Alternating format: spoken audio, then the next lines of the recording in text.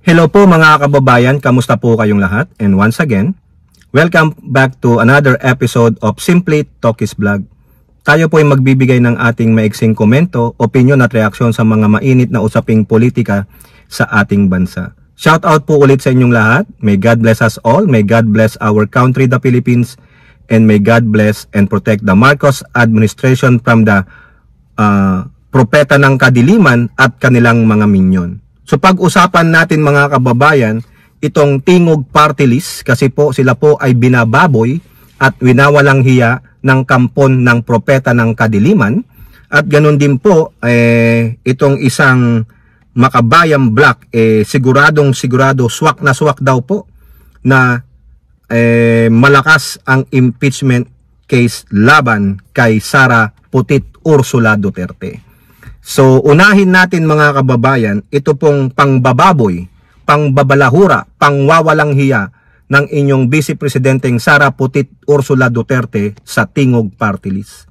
Kung maalala nyo, itong Tingog Party List, yan po yung partido ng asawa ni Speaker Martin Romualdez.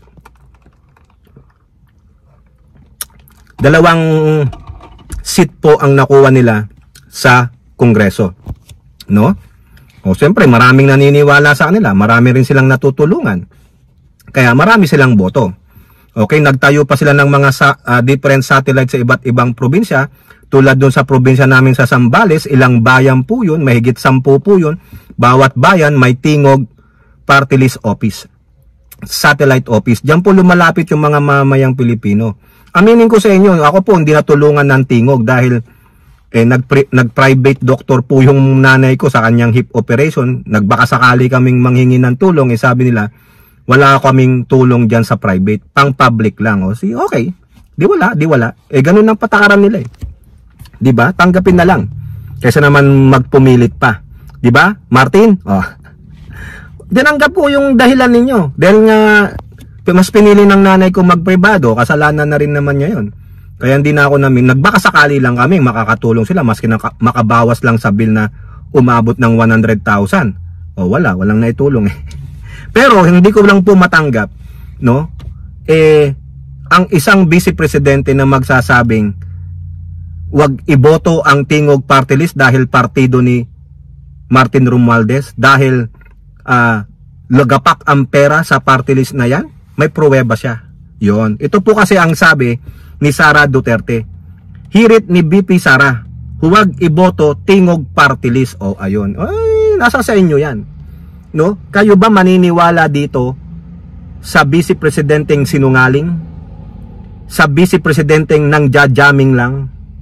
Sa Vice Presidenteng walang prinsipyo? Sa Vice Presidenteng puro laway lang ang sinasabi, walang maipakitang datos? Di po ba? Nasaan ang numero ng paghihirap? Nasaan ang numero ng kahirapan? Wala po So ang puhunan lang ni Sara Putit Ursula Duterte ay ang kanyang laway, no? At marami po siyang nalalawayan, marami po siyang namamahika na naniniwala sa kasinungalingan niya. Ngayon, sabi niya, wag niyong iboto ang Tingog Party List. Bakit? Kasi po, ito pong si Representative Jude Asidre, binabanatan po siya, no? Lalong-lalo na nung sinabi niya na malakas ang kampiyansa ko at ng aking mga lawyers na maa-absuelto siya sa kanyang impeachment trial. Kumpiyansa daw siya, more confident ako na maa-absuelto ako diyan. O talaga, maa-absuelto ka. Anong sabi ni Jude Asidre? Maa-absuelto? Hindi mo nga kayang ipaliwanag yung iyong mga paggasto sa iyong confidential funds. Isa pa lang yun. Ano pa? Yung mga kabalbalan niya sa OBP at DepEd nung siya ang sekretarya. Tapos nung binanatan siya, ayun, ayaw na ayaw niyang mako-call out siya. Yan po ang sakit ni Sara Putit Duterte. Ayaw na ayaw niyang mako-call out siya ng mga ibang tao. Ang gusto niya, mga kababayan, siya lang ang babanat ng babanat. Ayaw niya yung babanatan siya. Ayaw niyang mako-call out siya. O ngayon, kinall out siya ni Asidre. Anong ginawa niya? No? Yan ang balik niya. Kasi sabi niya dito, isiniwalat ito ni Duterte matapos hingan ng reaksyon sa sinabi ni Tingog Party List Representative Jude Asedrin na naguguluhan siya sa kumpiyansa ng BC na mananalo sa impeachment case, gayong hindi raw nito may paliwanag ang issue ng confidential funds. Ito ang sabi ni Pusit, yung second nominee nila na si Jude Asedre, na gusto niyang sumagot ako sa kanya patungkol sa confidential fund ay pagmamay-ari ni Martin Romualdez. Kaso second seat siya kasi second seat siya ng Tingog Party List. So ibig sabihin, pinasasagot nila ako kay Martin Romualdez. Bakit naman ako sasagot sa Tingog Party List? Tanga. No, tingnan niyo yung dahilan niya. Dahil membro ng Tingog Party List si Representative Asedre, hindi ka sasagot, hindi ka pinasasagot ni Tingog Party List Representative Jude Asedre. Nagko-komento lang siya, nagre-reaction siya. Hindi ka makasagot sa House of Representative hearing. Yun. So mali na naman ang pagkakaintindi mo. Hindi hinihingi ni Jude Asedre na magpaliwanag ka sa kanya o kay Martin. Ang sinasabi lang ay hindi mo nga maipaliwanag sa taong bayan kung paano mo ginastos o nilustay yung iyong CIF. Mali ang pagkakaintindi mo, hinayupak kampusit ka, bubita ka talaga. Para lang matira niya si Martin Romualdez, yun ang ibabanat niya. Di ba ang layo? Hindi niya naintindihan yung sinabi ni Jude Asedre. Ang sabi ni Jude Asedre, hindi niya nga alam saan ka nang gagaling, hindi mo maipaliwanag kung paano. Hindi niya sinabing hindi mo kayang ipaliwanag sa akin. Hindi. Walang sinabi doon na prefix. Ha? Tagalog na nga yung sinabi, hindi mo pa rin naintindihan. Bobita ka talaga. Paano ka naging abogada? Hindi sinabi ni Representative Jude Asedre na magpaliwanag ka sa akin o magpaliwanag ka kay Martin. Ha? Hindi. Ang sinabi sa'yo, hindi mo kayang ipaliwanag kung paano mo ilustay o nilustay yung iyong confidential fund. Sa mo hindi kayang ipaliwanag doon sa hearing, tapos i-equate mo through Asedre kay Martin ka. Tanga ka talaga, no? Ang laking katanga nito. Ito pa ang sabi niya. Marami daw nagtatanong sa kanila kung anong maitutulong nila sa eleksyon. Ang sabi niya, ang maitulong nyo ay wag nyong iboto ang Tingog Party List. Mangarap ka. Ako naman, mga kababayan, I encourage you. Kung wala pa kayong napipiling party list, aside sa AXIS, aside kay Bunyog, at dun sa mga dilaw, iboto ninyo ang Tingog Party List. Gawin yung number 1 sa balota. Number 1. Para 3 ang uupo. Para lalong pahiya. Pakainin ng tinalong tinola. Sabi nga ni Kapdong, talong tinola itong si Pusit at mga minions niya. Ipakain natin sa kanila yung manok ng mga talo. Para lalo silang maging bitter. Mabilaukan sila. Sabi pa niya, hindi dahil sa hindi ako hindi ko masagot yung mga tanong nila sa confidential. Ayaw kong sumagot sa mga pagmamay-ari ni Martin. So ibig sabihin, pagmamay-ari pala ni Martin ang HOR. O ngayon, sasagot ka sa impeachment. Sasagot ka ba sa impeachment? Paano? Ang mga abogado, prosecutor doon ay mga nasa HOR. So hindi ka sasagot. Kasi iniisip mo, you are insinuating na pagmamay-ari sila ni Martin. Di ba pag magmay-ari ka rin pala ni Martin? Dati, di wala kang utang na loob. Ikaw yung taong walang utang na loob. After natulungan ka ng Lakas CMD, binaboy mo yung pinuno ng Lakas CMD. Ikaw yung walang kwentang tao. Tapos iniidolo nyo itong si Sara Duterte, walang kwentang tao. Tapos nagre-reklamo siya na ang dami daw Tingog Party List ng mga offices. Doon daw pumapasok ang mga pera. Magpakita ka ng ebidensya. Totoo po na maraming Tingog Party List na offices gustong makatulong.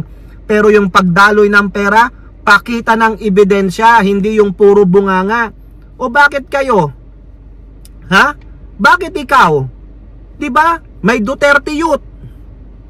Diba? Meron yung kuya mo, congressman. Kayo-kayo din naman, ilan na nakaupo sa Duterte Youth at ilang pang mga Duterte party list. O, sa Davao City, kayo-kayo.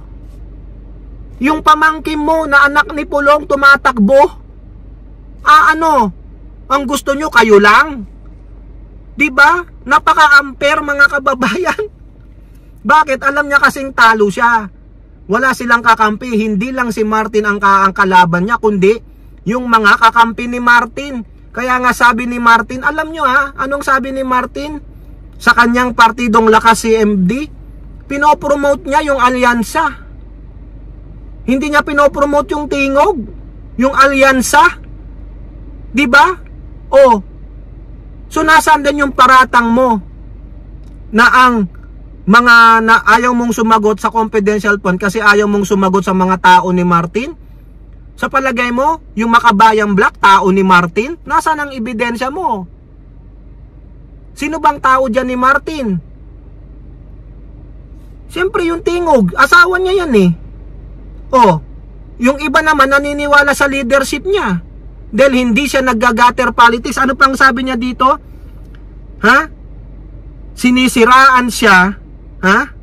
Ito bakit ako sasagot sa taong todo ang paninira niya sa akin? Tingnan ninyo.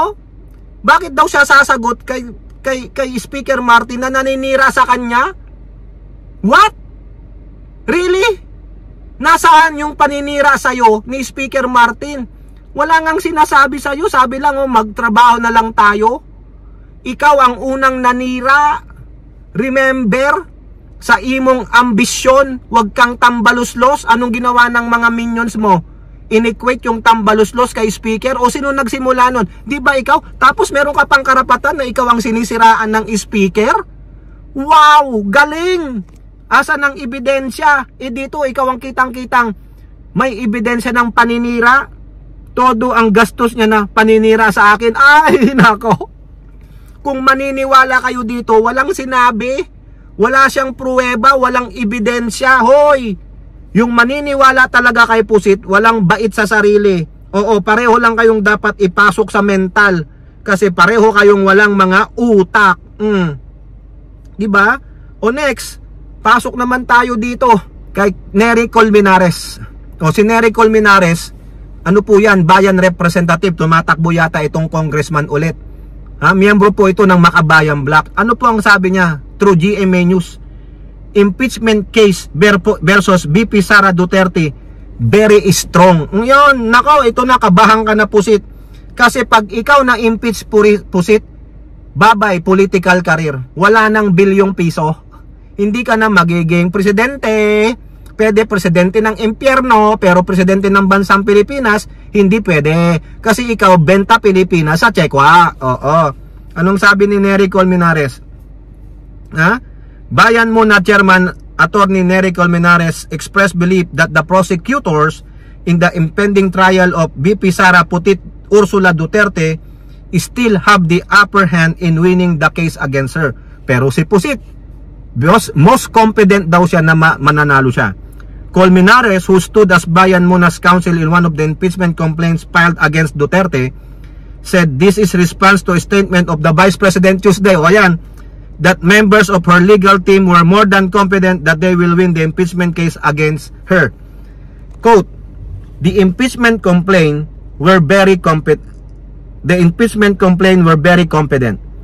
Is very strong. Of course, it's not surprising for the Vice President to say na malakas din ang kaso niya.